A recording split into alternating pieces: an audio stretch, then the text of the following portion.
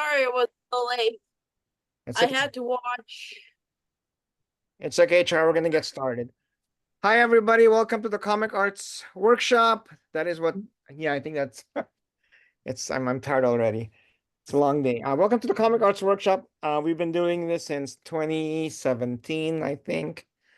And we do it. We were doing it monthly before. Now we're doing it bi-monthly because there's just so many cool people to talk to. And included in that list is Mark Parisi, whom I saw at the Nashua Kids Con last Hmm. month in New Hampshire, and I was just impressed with his work. Mark is one of the few cartoonists we have, as opposed to a comic book artist or graphic novelist. One of the few cartoonists we've had who's been doing it for a while now, since the 80s, right? So Since 87. since 87. We had one. I know maybe more than some of these people are been alive. Yeah, could be possible. We had one New Yorker cartoonist before, but he was only in his 30s, and he don't been only doing it for 10 He's a years. baby, A baby, yes. right? But it's fascinating to have somebody who's actually done syndicated cartoons.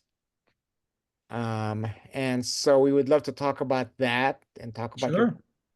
So, but rather than me, I guess telling everybody who you are, why don't you tell us, um, who you are and what you do? My name is Mark Parisi, and I do a syndicated comic panel, like a humor square called Off the Mark, and it's been syndicated since 1987. And you can find me on Instagram, Facebook, and also the social medias. And I also do some what they call middle grade books with HarperCollins, which is kind of like ages 8 to 12. And they're sort of like hybrid where they alternate, the storytelling alternates between text and cartoons, sort of like Wimpy Kid type books. So I did some Marty Pants books with HarperCollins, and then my latest one is a collaboration with Kim Tomsick, who's an author in Arizona, and it's called The Truth About Fifth Grade. Got it. So, Mark, what is your origin story? What was your training? How did you get? Why Hmm. comic strips? Well, honestly, when I didn't know why everyone didn't want to do it. It just seemed like, why wouldn't anyone want to draw funny pictures and copy these hilarious cartoons? I was definitely more into the Sunday newspaper comics and like Richie Rich and the type of humor based cartoons. And so I would copy Charles Schultz all the time, copy the characters because I could look at them and see, I could understand the way they were drawn. Like some of the way some of you draw was just, it confused me. It's like I don't know where to start. But that the simple drawing with the lines and very simple dots for expressions, that kind of spoke to me. So my training was basically copying the cartoons that were in the paper, excuse me, which I had a lot of because my father distributed magazines and newspapers around the city. Hmm. So whatever did not sell, you rip off the covers, send them back to the publisher, and then bring them home. So I had like both major newspapers, had all these cartoons, had all the Mad Magazine, had all that just like brought to the house, basically. So that was definitely an influence. But I really don't remember not wanting to draw. I don't remember looking and deciding. It just seemed like, why isn't everybody doing this, basically? That's funny that your father was the one who's bringing all this stuff home. I think you're the only other person with similar experiences I did. My grandmother was an editor at a publishing house, and they had store credit at one of the bookstore chains in the Philippines, and so she just let me buy as many comic books as I could bring home. Oh, So So that's how I got into comic books, is because she would just let me buy them, The accessibility, yeah, yeah. Exactly, exactly. So Mark, now what was the journey from becoming a not a cartoonist to a cartoonist? I know that was always what confused me because it was what I really wanted to do, but I never really took it seriously enough because I never understood point A to point B. And I was like, how do you even do that? So it was a love of mine, but I kind of gave up on it as a career really. When I went to college originally, I I did not know what I wanted to major in because I'm really not good at a lot of things, but the two things I liked were English and biology in high school. I'm like, okay, those I relate to. So when I had to choose a major, I'm like, okay, I'll try biology. Maybe my career is in biology. But all the seniors, all the people who are biology majors, they get first choice of all the classes to select. So if you're not a biology major, you get what's left. So the only one that was left that I could kind of that I don't know, it was called invertebrate zoology. And so I took it, and it was basically dissecting worms and things like that. And I didn't know what I was doing in there. Everyone else was fascinated. It was their world. I mean, they knew what they were doing, they were into it. And I'm like, this is not my world. I don't belong here. So I tried English. I'm like, oh, maybe, I like to write. Maybe I could, I talked to my, what do they call it? The advisor. And I said, I might want to write. And he's like, what kind of writing? And I'm like, creative writing, fun. And he scoffed. He's like, like anyone's going to get a career in that. So I took what was open, and it was Chaucer. Now, it might be funny to you now, but I had no idea what that meant. I didn't know Chaucer was an author. I didn't know. So I went into a Chaucer class cold. I couldn't understand. Everyone around me was an aficionado. I dropped that class because I knew like this is not going to work. And so I took a semester off. And then I'm like, the only thing I like is art. So I put a portfolio together. I didn't know what I was going to do when I graduated. And so I got into the art program and I'm like, here, these are my people. Oh, I feel at home with these people. So I graduate with a graphic arts degree, media communication. I'm sorry if this is going on long. From where? From where? And I just kept in the world. I'm like, okay, I'm going to work at a framing store. I'm going to work at a newspaper. I'm going to work What at school a did you go to? printing company, Salem State University in Salem, Massachusetts. Okay. And they didn't really have like it wasn't like they were renowned for their art program either. I just did it because it was the only thing I could think to do. And but I wanted with my career, I just stayed, even if it was peripheral. I'm like, I don't want to leave this trajectory of being in the art world, no matter how peripheral it is. And so I was working at a newspaper at one point. Talk about how long I've been doing this. This was back when they would print out galleys and you would actually put wax on the back and paste them down and then take it was so I was working in that department, and I got to know the people there and I got to know the editor. And then I went to a printing company after that, and Gary Larson came out. I was gonna And ask about I that. had, Yeah, yeah, yeah. I had tried doing cartoons before, but I always tried to do strip, Scripts. like character based, and I did not understand character humor. I only understood. So none of that. I tried it and failed. But then when I saw The Far Side, I'm like, oh, that speaks to me. I think that might be something I should try.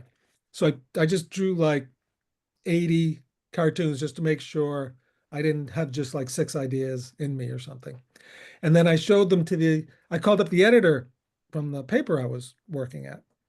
And I said, hey, would you mind looking at some cartoons, to see if you would be interested in publishing them? And she goes, oh, sure. And it sounded like she was, just being polite, oh, yeah, come on in. And I showed them to her and she seemed genuinely impressed and thought they were funny and immediately offered me, I think it was $25 a cartoon, which sounds good to me to this day, honestly, in the weekly paper. And so I $25, got published. So $25 for the whole batch, or $25 per no, cartoon? no, no, no. It was like a weekly thing. So I would usually send in three cartoons and they would pick which one they would want. So I would give them a selection because I had built up some and I wanted to keep producing. And since it was weekly, I had, a little more luxury. And so like for me, it was like, I don't know how hard I would have pursued it if I didn't have success right away. Like it was immediate kind of, first paper I tried to get into and they had a chain of papers. So it was like in 8 or 12 papers, like right away. So then I started feeling confident in sending it out to more weekly news. I started weekly newspapers and I started sending them out to greeting card companies and I had just enough success. I still had my job at the printing company because I wasn't really making that much money. But I had just enough success along the way to encourage me to keep at it. Now, I'm sure you've read the essential Gary Larson Far Side, where he talks about how he broke in and how he was so excited when he sold his first cartoon. Then they quickly realized that, like, $2 for a cartoon is not enough to live off. Oh. Yeah, and then I got to do another one, and I got to do another one. Yeah, it So you were was. doing it weekly, so I thought that you were going to be doing it daily, which would have been a lot of pressure. Yeah, it went daily in 91. That's when, and that's when I kind of, excuse me, and I was still working full time when it went daily. So it was really that was a challenging time to kind of find time for everything. I had my drawing table right in the living room. Now, if your cartoons were going to several newspapers, does that mean at that point it was now syndicated? Yeah, I was at that point it was self-syndication. So it wasn't like I had a syndicate to distribute it for me. If you do it yourself, it's self-syndication. So it would be again, dating myself, but there was a publication editor and publisher put out of all the newspapers in the country. And so you could pick the major ones, the smaller ones, all of them.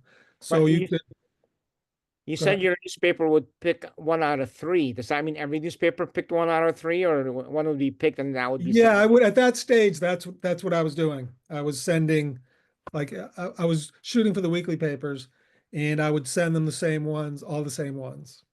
So it's possible within the same week, three different cartoons are running around the country. I'm sorry, what was that? It's Uh, possible that within the oh same yes, week, three yes. different cartoons of yours were being shown around the country. Exactly. Yes. Yeah. Got it. Whichever one they wanted. Or they could, some of them would run all of them.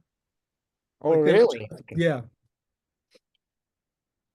So you were at the printing company full time when it went weekly. And when were you able to quit your, your day job? I got laid off.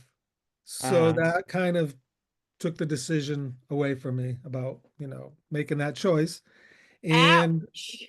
I had, I don't know. I'm not hurt. It's just an expression that we young people say when ever Uh, something we're still in bad. the middle of the interview. Okay, we'll ask questions later. So what was the question? I forgot where it was. The question was, when did you stop your day Oh, job? yes, yes. I got laid off. So, and I was living with my spouse at the time. So she had insurance, which was good. And we just bought a house and there's a baby on the way. And Ah, so I got laid off. And so the choice for me was like, oh, you know what? I will be a stay-at-home dad and I will work on my cartoons and try to build that up. That way we don't need daycare or I mean, we did have a nanny that came in uh, a couple days a week so I could work. And so that really worked. And Larson retired, and so that opened up some spots, and I got syndicated by Creator Syndicate, which only lasted a year. did not go well. And then I went self-syndicated again. And then now I'm with Andrews McMeel and everything's cool. So So the syndication, the comic strip landscape is completely different from 1987 to oh, today. it's so many fewer newspapers. There's no more competing newspapers really, and a lot of comics are actually selling for less than they did back then. It's brutal. You know, somehow it's So you're still you're saying that because traditionally you get paid per newspaper that runs your comic. yes.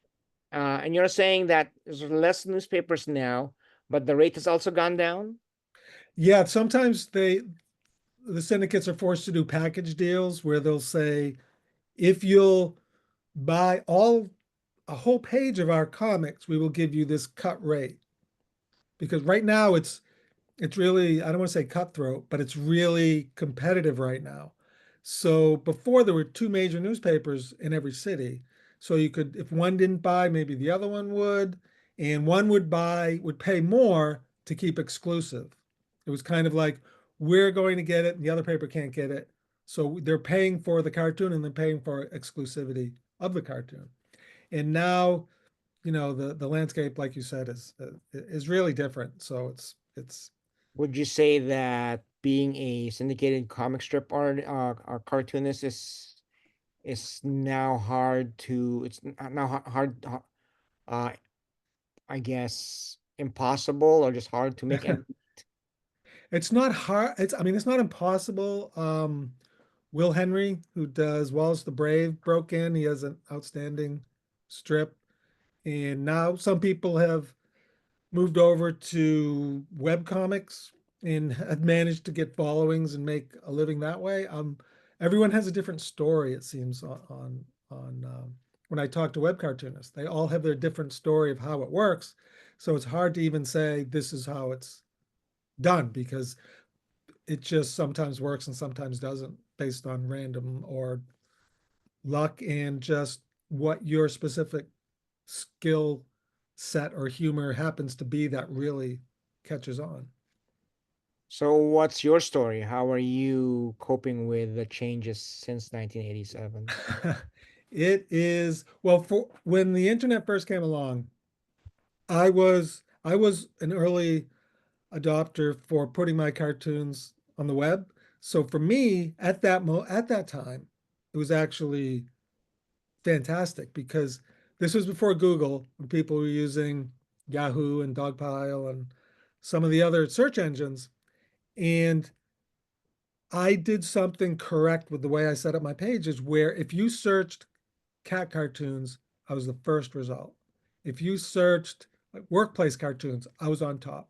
There was even a point, if you searched Disney cartoons, I was on top because I had Disney parodies where I kind of did Mickey Mouse and But how did you never monetize got that? sued, never got sued, you know, knock on wood.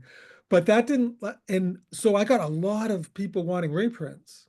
That turned into a business of people online just asking for reprints for their newsletters. This was before social media.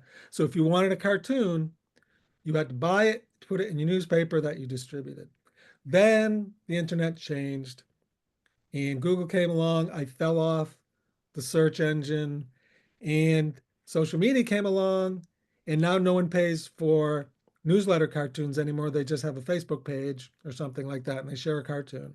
So that whole, you know, financial, you know, aspect kind of went away. But there's still things that I can do. Like I still have syndication going. Occasionally I'll have a book come out. I have greeting cards with some greeting card companies. I do sketches sometimes for Tops where I don't know how much you know about card collecting, but sometimes for Garbage Pail Kids, they'll have little artist sketches that you can pull out like actual pieces of Right. art with ink on. Are they still making Garbage Pail Kids? Yes, yes. And they They still are? want artists to do the little sketches. So that's like any sort of kind of artist cartooning income that comes my way. You know, I try to keep foot in the door. And I still get reprint requests for prints, that people want to hang up in their wall, like a color print of cat cartoon or something like that. But it is getting challenging. Like the current um, climate of the country is kind of difficult. Like I also speak at libraries. That's one of the things I'll talk about books, I'll talk about cartooning, and now library budgets are being cut. So it just seems like every, whatever it is, few years, well, things change faster these days. So every few years is another challenge that comes along. And I don't know how I've been able to kind of keep it going as long as I can, knock on wood. There are so many times I'm like, oh, this is where it all falls apart. And somehow, I'm still here. Now, a lot of our audience or attendees are people are aspiring cartoonists or graphic novelists. And one of the hardest things to do in this business is to get somebody to publish your book. So, Hmm. what was the process like for you? Was it easier because you were a syndicated cartoonist, or Yes, and I'll tell you because I was looking at those Wimpy Kid style books, and it was the first time I ever wanted to make a book because the way the storytelling was text, then you look at the drawing, and the drawing's funny because of what was written in the text. And I'm like, that's how I tell cartoons. You read the text. So I'm like, oh, I could do this type of book. But I didn't know, like most people listening, I didn't know how to make that step. And I'll tell you how lucky I was with that was an editor from HarperCollins liked Off the Mark and sent me an email and said, have you ever thought of doing a Wimpy Kid, Timmy Failure, Big Nate style book? wow? He actually, and that was brewing in my head before he even wrote it.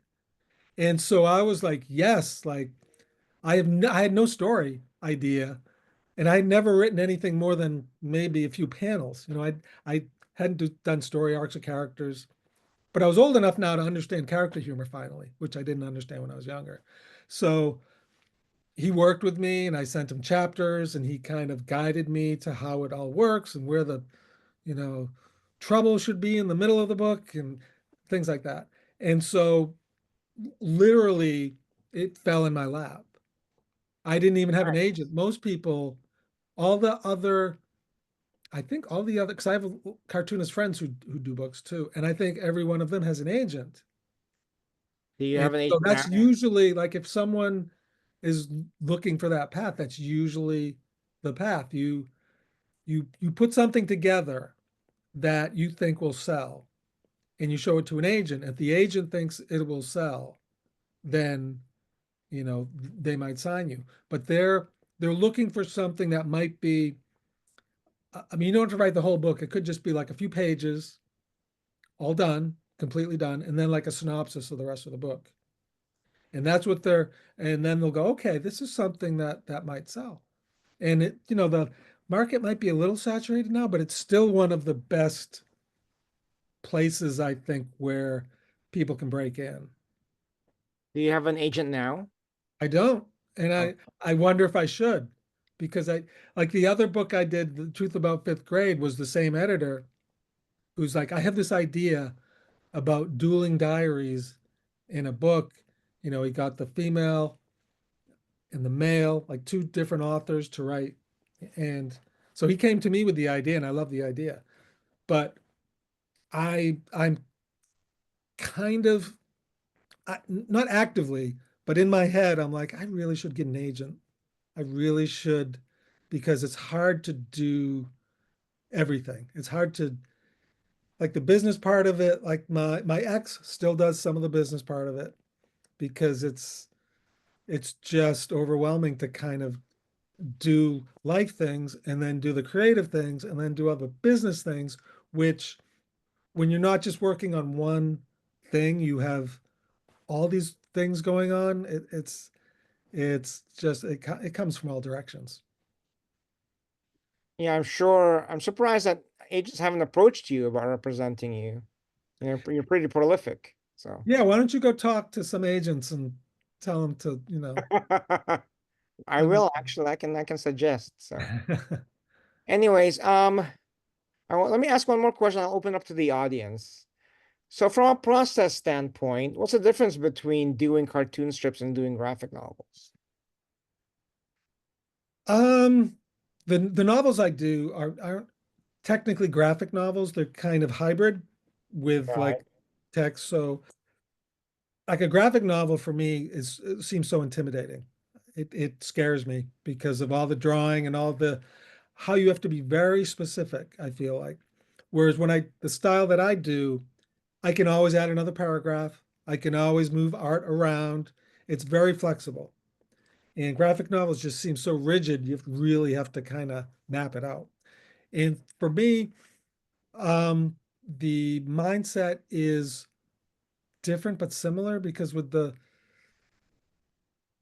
single panel, I'm just trying to narrow down, distill it as much as I can to the funny part. And with the graphic novel, it's more of a expansive, like you can tell a joke in a longer form. You can kind of it's still the punchline I'm looking for. I'm still trying to make situations funny, but in the map like a bigger kind of canvas of all these other things going on too. And I didn't know if I could do it, but I now after doing it, I'm like, oh, I can do this. I know how to write these books. But it's a different part. I don't know if I'm explaining what your question well, but It, it's I find that when I'm working on the cartoons, that's all I want to work on. I don't want to work on the book. And then once I start working on the book, I don't want to work on the cartoons. I just want to work on the book. So there's like a certain gratification that each one gives me that makes me want to forget the other one, but I can't. I have to go to the other one because I get behind, and then I don't know. It's funny how the mind works. is your work routine just the same or different for each medium? It's kind of chaotic because it's basically whatever needs to be done. So I know a lot of cartoonists who have I write on Tuesday, I draw on Thursday, I do this. I'll wake up and I'll go, okay, I have to draw some cartoons today. Deadline is tomorrow. I have to do these sketches. I have to kind of send ideas to the greeting card company. And if I'm writing a book, it's like, okay, tomorrow all I will do is write the book. I'll get as much as I can, and then I'll go back to whatever. So I don't have as much of a pattern or what's the word I'm looking for? Structure that I would like because I think there's something comforting about waking up and knowing exactly what you're going to do. Does Like that. that mean you're not working a 9 to 5, 5 days a week? Or Oh, I get up late and I stay up till like after 2 or 3 or whatever, so my schedule is definitely different than people who have to kind of show up for a job or something. Like if you leave me to my own, you know, standards or whatever, I stay in bed and I stay up late. And that's what like for me, working at night is the best because no one's gonna interrupt. It's quiet, it's peaceful. There's I don't have to answer that email because they're not awake. It's I can concentrate much better. so let me open it up to the rest of the audience. Does anybody have any questions for Mark? Oh, I've got one. Are Okay, you go ahead, going to Mark. use generative AI for your works? Oh, sorry. Did you say? I was talking to him. Oh, do I use it? Is that the Are you question? planning to use generative AI for your works? No, I would not do that. I'm not personally not a fan of it. And I think it would take away, the kind of touch that it's hard to even describe what, personality of a cartoon or something like that. But I don't want to kind of I don't want to add that to what I do. Thanks for the question, Char. Greg, you had a question. Oh, yeah, actually, I got two, and I had some others, but they've already been asked about Gary Larson retiring and giving you an opportunity and things like that. Um, in terms of monetization, one of the things I remember with Gilbert was you could get the cartoons and you could pick the cartoon and have it placed on a mug or a t-shirt or things like that. Have you looked into that to monetize your own content? Yeah, on my website, offthemark.com, you can go to a section where I think it's still Cafe Press, and you can Hmm. print on demand. So you can get a mug, you can get a shirt, you can get, there was a time you could get, I'm not sure what's still there, but it would be like dog shirts, for your Yeah. pets, or, there were a bunch of things. And I did not have a lot of luck with that. There would even be people that would say, oh, on social media, like, oh, that cartoon, if you put that on a shirt, I will buy it. And then I would set up the store and no one would buy it. So Yeah. it's one of those Okay, things I so it don't wasn't that. really know how to promote well, apparently, because Yeah. I'll put it out there, I'll put one out and I'm like, oh, this is a cartoon that works really well in a mug. And I'll put it out on social media and hardly have any bites. So Mm. I don't really know you know, there's something I think I'm missing as far as Yeah. I do sell some, but not as many as kind of I would hope. It's not going to pay the mortgage or anything. Yeah, yeah, it's not. I feel like the potential is there that I'm not kind of realizing, and I'm not Hmm. sure what to do differently. Okay. Uh, the other thing I picked up on, single panel cartoons seem to be pretty solitary. And when doing a book, I'm imagining an editor was involved, and I was wondering how you adapted to that, or if you had to. Well, that was funny. To me. It was kind of funny when he came to me to write a book because I didn't even do character strip. I just did bang, bang, bang jokes. And so Hmm. I asked him, I said, can I ask you why you're asking me? And he goes, I think your work is funny. So basically, I think he knew I could hit deadlines. He knew I could be funny. So he just wanted to see if I could expand into that. And so, of course, I was grateful for the opportunity. And would just send him, it was embarrassing, I think, some of the first things I sent to him, but he was perfect for me with the encouragement, like the critique hidden by encouragement. Hmm. Some people are very good at that, and he was very good at that. Artists can be sensitive to, critique. And so he helped me kind of shape, like if there was a part that was slow, he would kind of help me to, oh, this is where some crescendo should happen or something. And I'm like, okay. He wouldn't tell me what to do, but he would kind of say, how about if something happens here? Yeah. And so I kind of started learning through what he was teaching me. And of course, reading books, you kind of understand what you like about books. And I like when there's some jerk who gets his comeuppance like that. Hmm. That's always been one of my favorite things about stories where there's someone you hate, and then at the end he gets his, and you're like, I have to work that in somehow. So there's certain things that I came with, and then certain things that he really kind of, that are kind of like pacing was something I was very scared of because Hmm. did I lose someone? Is it getting boring? That type of thing. So he really helped me along with things like that. Okay. But you wrote the text and then he offered suggestions like a good editor does. Yes, yes. Yeah. He was good with like when I started doing the character and I wasn't sure where I was going to go yet. And he saw the character and he goes, he strikes me as someone whose imagination gets away from himself. And I was like, yes, sir. And then that kind of gave me a seed where I could kind of take off on that, where he wasn't telling me what to do, but he kind of gave me enough almost credit, like the character that you have created all by yourself strikes me as someone who would be this Hmm. way. So it's Yeah. very easy to take that advice and go, that's exactly where I'm going right now. And so it was he was very good to work with, very helpful. Dave Linker was his name, is his name. I have one more, but go ahead, Ramon, with other Go ahead, people. go ahead, So, go ahead, Greg. Oh, actually, it just dropped off my, I'll remember it. Go ahead and ask other people and I'll get Oh, back to it. Anybody else have a question? I'm for there.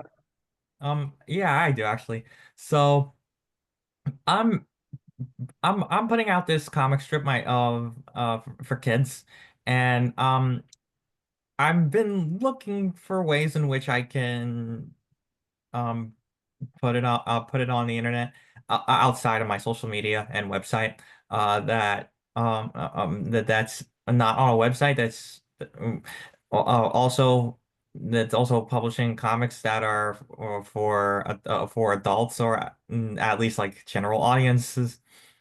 um so I mean I don't know if you know any places like that, but I'm just curious. So you're talking about not social media. Well, I'm talking about like in the internet, like in the internet. I mean, I don't know about like um off the internet and like I'm definitely not thinking of like straight up syndication, and because I know the syndicated comics they end up on the internet anyway. But I'm thinking of I guess more like a website or maybe even a digital newspaper because there was this I actually found something interesting. I connected with this guy on LinkedIn. His name is Stan Yan. Mhm. And he has also publishing a comic strip for kids, and it was in this digital newspaper, and but it was discontinued earlier this year. So I asked him if there's another place where they're putting kids comics that on that he knows, and he said that this guy named Joshua Smeaton, he's publishing this newspaper later this year called, and I'm probably butchering the name, but it's called Hullabaloo or something like that. So mm, I like so I'm just wondering if you knew something similar. I don't have a specific place where I'm like, oh, this is the place that you should send it.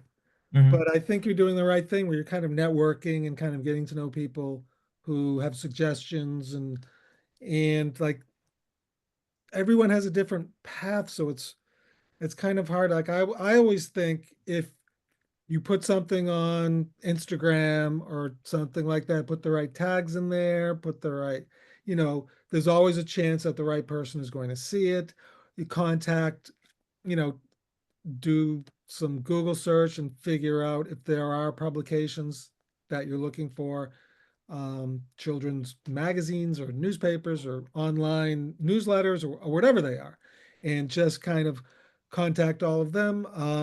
Ramon and I did a children's Comic Con in Nashua, New Hampshire. I don't know where you live, but there might be some around you, and maybe trying to get a spot there because parents bring their kids there, so you've kind of got you've got the target market right there. Yeah, I've done Yeah, that. if you have a children's thing, then it's full of Mhm. children, parents who want to buy things for the Hmm. kids. So there are ways to kind of inch into it, but I don't have like that magic bullet of like you should contact this publication or this person or but if it's and it's like a weekly or like a daily comic strip type of thing, not a book.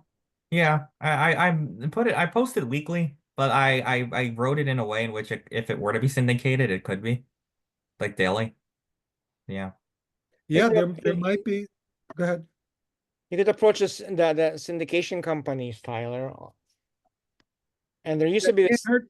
It can't hurt to submit to the yeah. syndicates. They're not accepting as many, but I feel like something like yours has a shot because it's if it's targeted towards a younger um, demographic, maybe that makes it stand out a little more. And if they want younger kids to read the newspapers, or there is an angle that you have there. Oh, okay. That's an interesting statement. Can't I'm hurt. I'm just a little nervous about like syndicating it because there's and you get they like come out daily and you got to come up with ideas Oh, right, for right, like right. Yeah, years. Yeah. there is weekly syndication as well. Oh, And okay. sometimes it's separate from what is in, and I have a friend who syndicates his strip, and he just contacts newspapers directly, and it's weekly Mhm. newspapers. And he's built up a client list, and I don't know where he gets if it's just all on the internet and he does it randomly, but he will send cartoons and contact weekly newspapers, and they don't have a lot of money, but it could be a way to break in. Okay. Oh, that's an interesting idea. I'll look into that more. So good luck. Mark, you might be aware of this one, but there used to be this publication called The Artist Market. Yes, yeah, I had a It's a few of book. those. I think I have that 2016 edition is the last one I have. And they divided it up. It's basically a list of anybody who buys art, right? They divided it up to greeting card companies, magazines, graphic design companies, advertising agencies, and they will list the different companies, like the magazine, they will explain what they're looking for and who to contact, right? So I'm not sure if they're still publishing it. That was a great resource at the time. Yeah, it's possible that there's something like that exists on the internet. Maybe there's a digital version I of wouldn't be that. surprised. Yeah. And if what you're doing translates into greeting cards, there are a lot of greeting card companies out there. You can kind of, I don't know if it does, because strips kind of like I'm lucky where a single panel translates well to front of a greeting Green card. card, yeah. The whole joke is combined, and but sometimes you have to think, where else would this apply? Who might be looking for this? What, because there's still people who pay for cartoons out there. To address the whole daily grind of doing a cartoon strip. Years ago, I read an article about Brooke Breathed, and how his Yeah. process was that he would lock himself in his studio until he produced 2 weeks worth of cartoon strips, and he would not come out.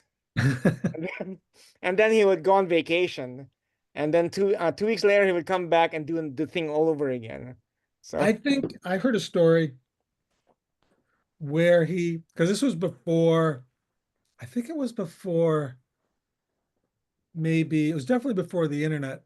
It might have been before faxes or something. Like he actually took a plane to deliver, like he was so like notoriously late with his submissions uh-huh. that he actually had to fly there with the art and hand it to them. I don't know why that would be the way you'd have to do it, but him, Imagine that. Gary Trudeau's, historically last minute, like I think they adjusted his deadline. So it was like the shortest deadline in syndication because he was late and he wanted to be timely, and, he always made it. So, but Before the internet, a lot of artists lived in Connecticut because they could just take the train down to New York City to submit all their art. yes, right, right. The proximity.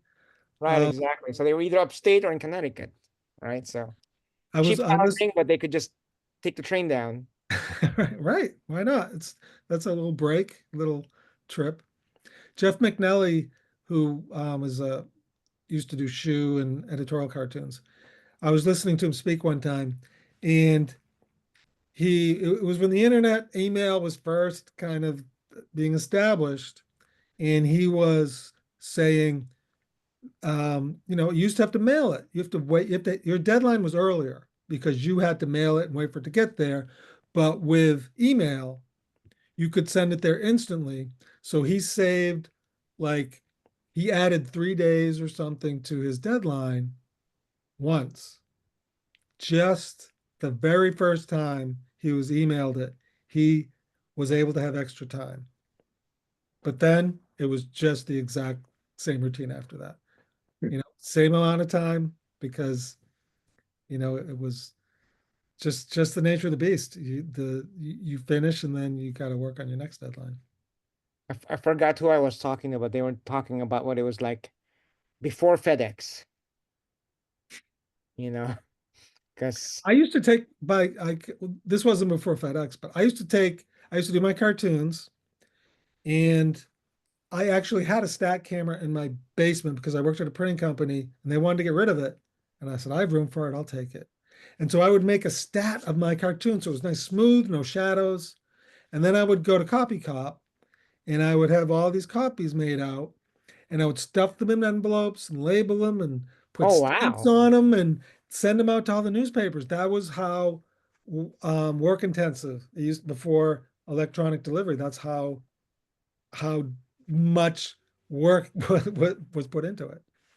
that you were describing your experiences earlier, and we had very similar experiences because I started after I got out of school. I did the whole cartooning thing and comic strips and cartoons and on the university paper, and then started working at a newspaper right after school before I moved to New York City. And everything back then was like exactly what you were talking about, galleys and paste up and things like that. In Mhm. fact, like I remember, it must have been like around 2000 when one of my clients called me up, Ramon, we have a waxer we're trying to get rid of. Do you want it? And I'm saying, what am I gonna do with a waxer? It's fine. For those of you who don't know, a waxer is what you would use to get the arts and graphics pasted onto the artboard. You would run it through the roller and it would put Right. wax Mhm. on one side. And There's so always a pool yeah, of hot wax at the bottom, and you would put your art through it, and it would coat the bottom side. Then you would paste it down on your. that On, way it was you could adjust it. It wasn't like it was permanent. You could move it if it didn't, but it would yeah. stay.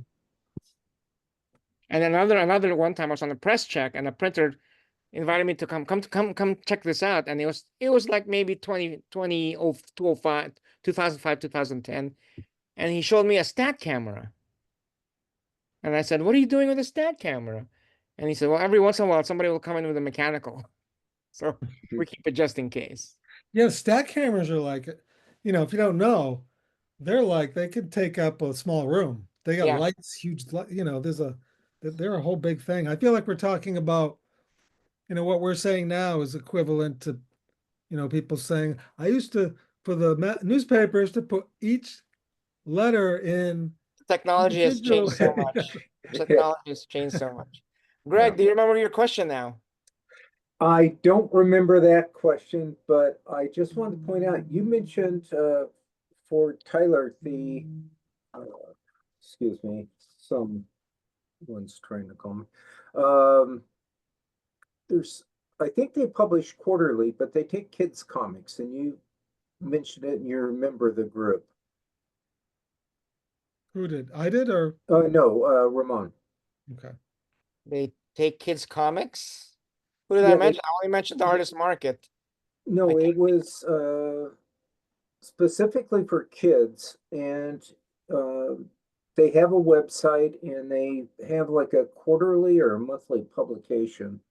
And I think you've been part of it. can't think of who that would be, except the Society of Children's Book Illustrators, which Tyler introduced me to. Um, I don't know. I mean, there's Mad Magazine, but it's debatable if No, they're no. kids. Yeah, no, this was definitely different artists putting things together, and they put it together in a publication. I can't remember if it was digital or paper, but We had a guest a couple of months ago. What was his name? Uh, Brown. Anyone remember? that might be who brought it up originally. Yeah, But and he published a kids strip or kids comic, and it's going through this digital magazine. Riley Brown, sorry, Riley Brown publishes something with his son writes and he draws it, and they found a online publication that publishes it, and it's mostly kids stuff. I'd have to look it up. But if you look up Riley Brown, and you can probably find what publication it is. Yeah, it's not showing up in my notes, but Does anybody else have any yeah. questions? I've got Yes, a question. I have a few more. Go ahead, Grant. Hello. Hi. I guess my question would be, do you find that you put yourself into a different mindset if you're writing and drawing for kids' books rather than just for your general audience, or if it's just so happens that your general mindset is suitable for kids? It's yeah, it's more similar than you might imagine, but part of it is I know the audience is, I know what not I cannot write. Like there's, the whole adult humor, and not that I'm, you know, dig deeply into that, but there are things that kind of like, okay, I know, and I think a lot of artists will tell you this, they work well with restrictions. If you say, I want something and these are the boundaries, it's way easier to kind of work within those boundaries than just have the whole universe to pull from. It's like, okay, I'm pulling from this box. So with the children's books, I know the box that I can work with, and with Off the Mark, it's a bigger box. But as far as the humor is concerned, I try to do the same type of, delivery, same type of humor. The books are different because I'm thinking how what I'm writing now will affect later in the book. So I don't like, there's no ramifications for what happens in this little box in the cartoon. It's like the story's over. But with this, if I make something, I'm like, okay, how will that matter in the last chapter? And sometimes I can pull threads and make it seem like I planned this thread the whole time, but it's just a coincidence. Things just work out. So I guess to answer your question, it's the same but different. All right, thank you. Any other That questions? answered it. I have some. Anybody else? Okay, here's my question. Now, we know that you started in 1987, and they didn't have computer graphics back then. Right. And we know that you're an early adopter of the internet. So let me ask you, how much of your work is traditional versus digital? Right now, almost everything I do is digital. I do, sometimes a little project that requires me to do the sketches, like the Garbage Pail Kid sketches that get inserted, which are actual, they want you to write on paper and give it to them so they can insert it. But for Off the Mark and the books I do, once I went digital, I was like, what took me so long? Because it's so much more efficient, and there's no scanning involved. Part of what was the whole process was I would draw it, and then I would scan it, and then I would have to clean it up, and then the processes. Now when I draw it um, on the template, that's not the word. What am I looking for? Tablet, then it's done. So I really gravitated towards how efficient that was. So Are I you think using an iPad or a Cintiq? What are you using? it's a Cintiq, so it's hooked up to my laptop. So anything I draw on it is automatically on the laptop. What software are you drawing with? I'm drawing with Photoshop because of how long I've been doing this. Photoshop was the art, um, was really the art, um, not the only one, but practically the only one that really did everything you wanted it to do.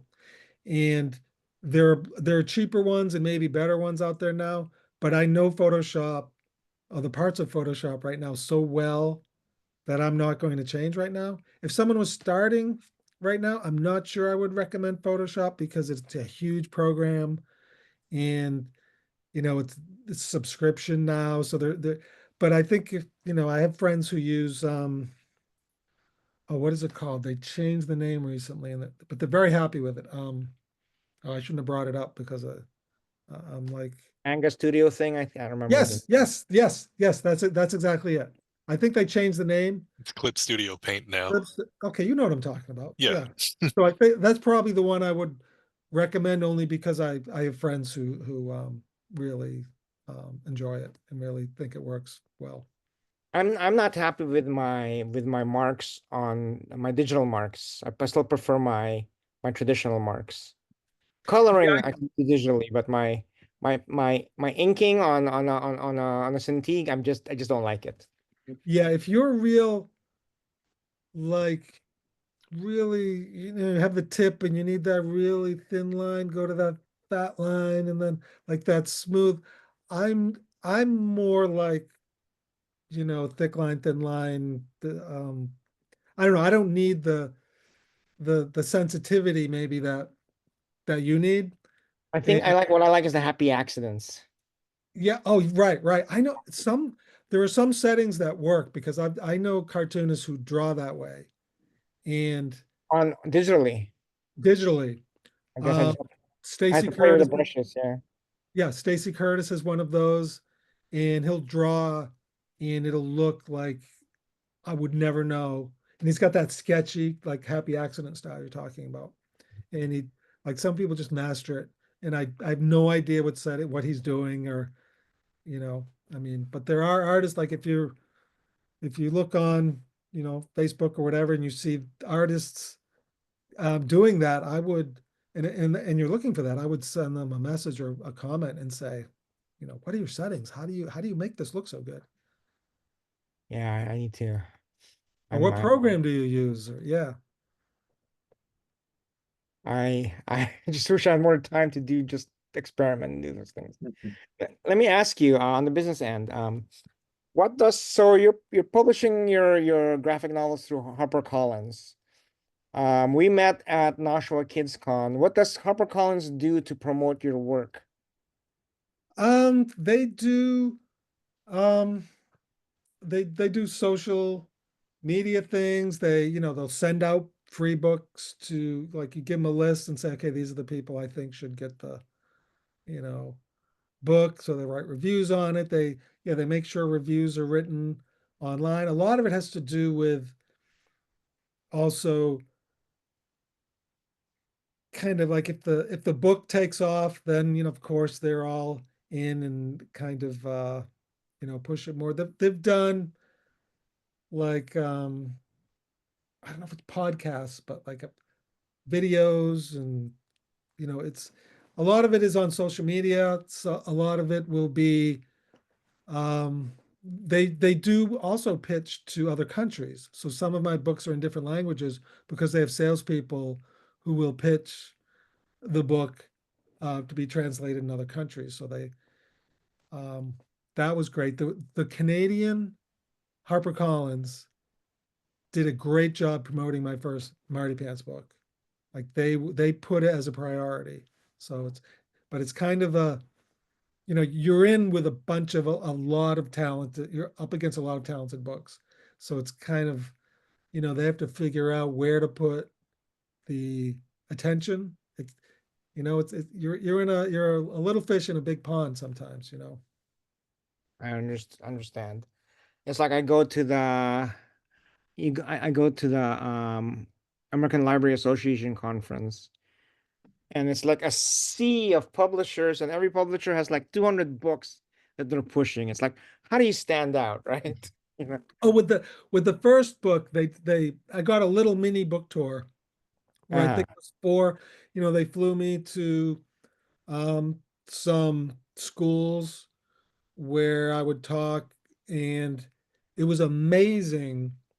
It was just for the first book, but it was amazing because they covered the flights, they covered the rooms, and there was someone assigned to drive me to the schools. It was one of those things where you get off the plane and someone's holding your name. It was like, this is the best. Everybody's Like, dream, guys. yeah. And I'm like, oh, this is how authors live. This is the best. But it was only with the first book, so I couldn't get too used to it. But with the other books, I would set up my own talk. So I would contact schools and libraries and kind of say, I have this book, because a lot of the schools would have, see, this might all be changing with funds, but they would have funds specifically to have speakers come in that they think is, good, like authors come in, libraries have authors come in, or drawing workshops with the kids, or that type of thing. So you can kind of find ways to promote the book yourself if you don't have a big company flying you around to different um, states. I was just tabling with Josh Adams, who is the son of Neil Adams. And his father has told him that the most important thing when you're asked to speak is that you be entertaining. So I think a I little have, I have, because when I did my first presentation, I was like, how is this going to go? Like, I've never done a book presentation. What should I do? And slowly I kind of figured out how to form it using kind of my trajectory of being a cartoonist and into the whole thing. And then you would see what would work and what wouldn't. right. Like, okay, that's not in it anymore. So right now, I feel like my presentation really works because I have kind of Owned it. weeded out, yeah, all the things. I'll try it and fail, and I'll just keep the stuff that works. And so I can't do the same thing all the time because a new book, I can't just go out with the same. But I understand kind of the format, and I'll leave parts the same. And drawing with my eyes closed at the end is such a hit. And that was just random because I was speaking at Unlikely Story, which is on Jeff Kinney, the Wimpy Kid guy owns this store. And the second floor, he has an auditorium. And so I was doing a talk there, and one of the kids in the front row said, "Have you ever drawn Marty Pants with your eyes closed?" And so I started doing it, and the the reaction from the crowd, where it was like, okay, I'm putting the eyes in, and I would completely miss. And it was, I'm like, I'm doing this this is my closer. I'm doing this every single time. So yeah, God, like I have that, I would give that same advice. Make it, I put my pets in I don't have pets right now, but past pets, because you say, oh, this character is a dog based on my pet. And then you show the pet, and everyone goes, oh, everyone loves pets. So there are ways that you can make it. It doesn't have to be, this is the lesson of the book. This is you don't have to make it this kind of lesson plan or something. You can have fun with whatever you think is entertaining, whatever you think people will kind of gravitate to it in the presentation. God. Okay, guys, we're past the hour mark. So any more last questions before I ask my last question? Oh, I'm afraid of this last question. Okay. I actually had two last questions, but I should have written it down when it came to my head and I didn't. I hate That sounds like a cartoonist. I have this idea. I won't write it down because I'll remember. And then you don't. Okay, here's my last question. Usually I ask, what advice could you give to somebody who's aspiring to follow a similar career path? But I think a lot of the stuff that you already talked about answers that question. So I'll ask this one instead. If you could do it all over again, what would you do differently? Wow, that's a toughie. What would I do differently if I had to do it all over again? Uh, why is this so tough? I'm sure there's so many things that I would do differently, but I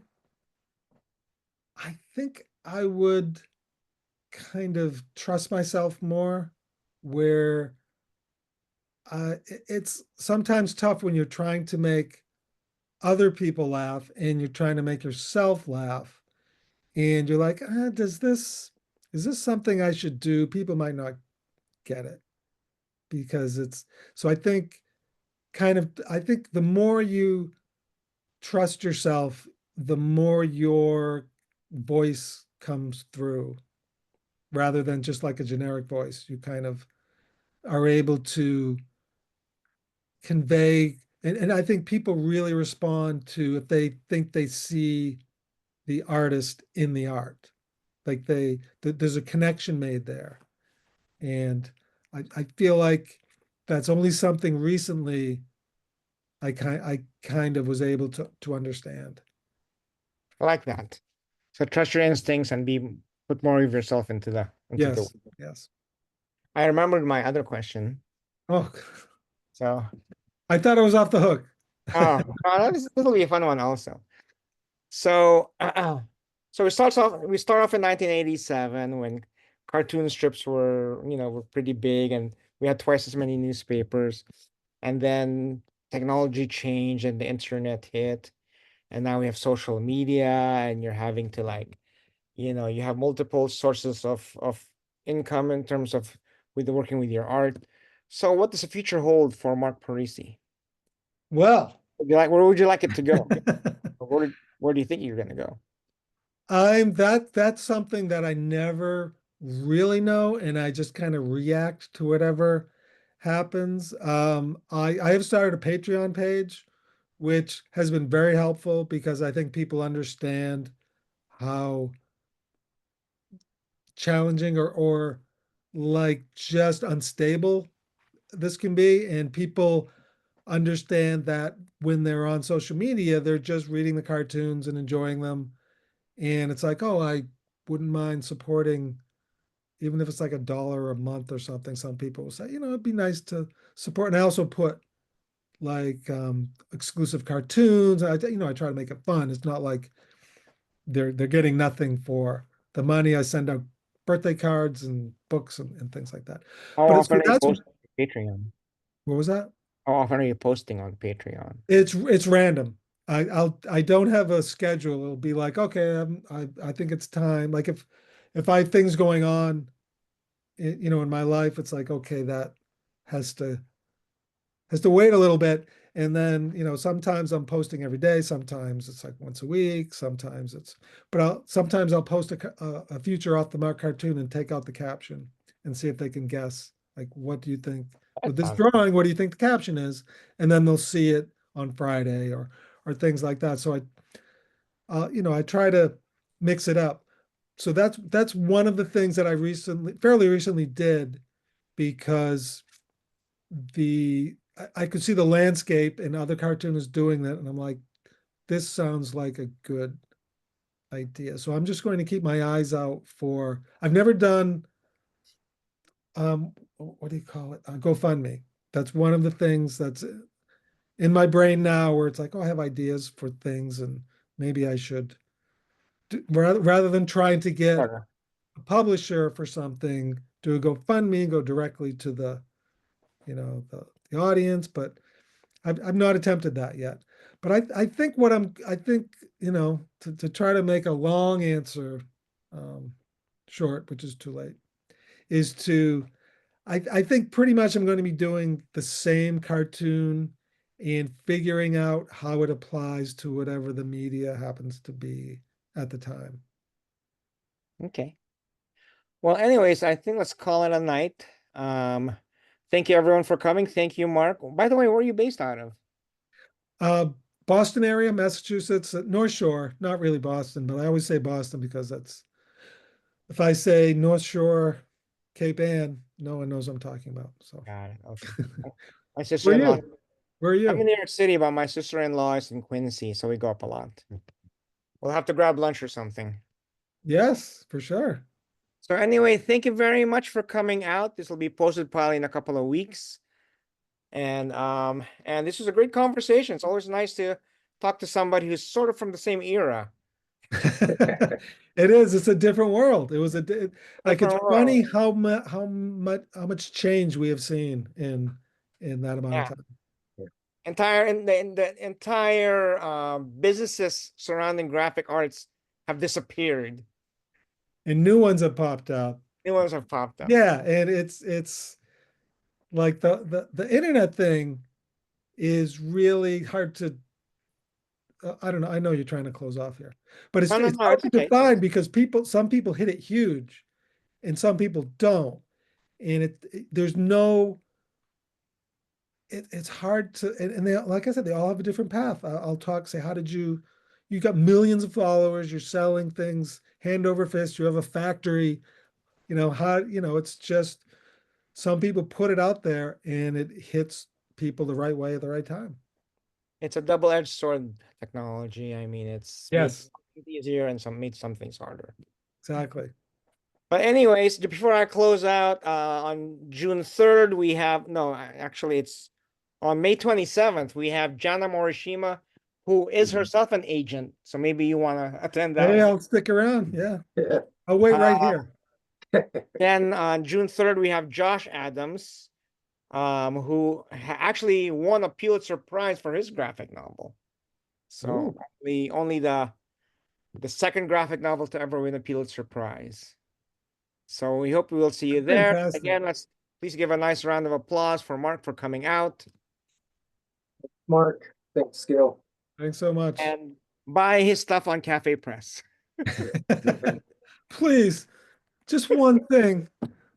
A t-shirt, a mug, whatever. The Okay, cheapest thing. guys. I don't care. All We'll right. see. Take care. Bye-bye. Thanks a Good lot, night. Mark. Thanks. Good night. Thanks, everybody. Night. Bye-bye. Thanks, everyone. Bye. Good night.